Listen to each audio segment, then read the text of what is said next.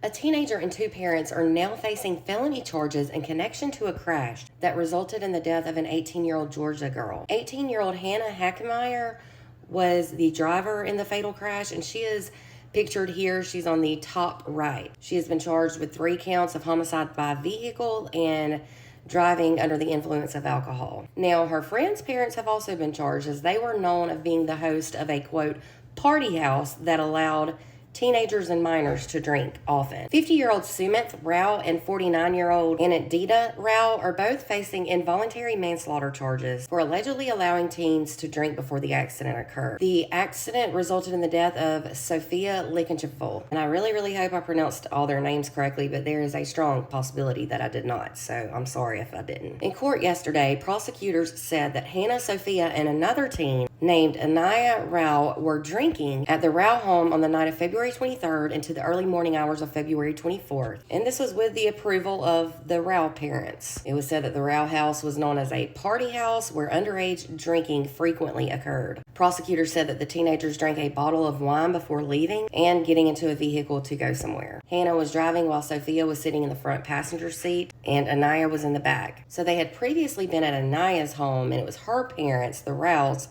who let them get intoxicated there. It was said that there was an open bottle of wine inside the vehicle still at the time of the crash. Reportedly, authorities said that Hannah was speeding in the Mazda CX-5 at almost 100 miles per hour when she lost control of the car and rolled it. Hannah and Anaya crawled out of the vehicle after the wreck. First responders quickly arrived to the scene and discovered that Sophia was still trapped inside the car in the passenger seat. They freed her and rushed her to a local hospital, but unfortunately she passed away from her injuries.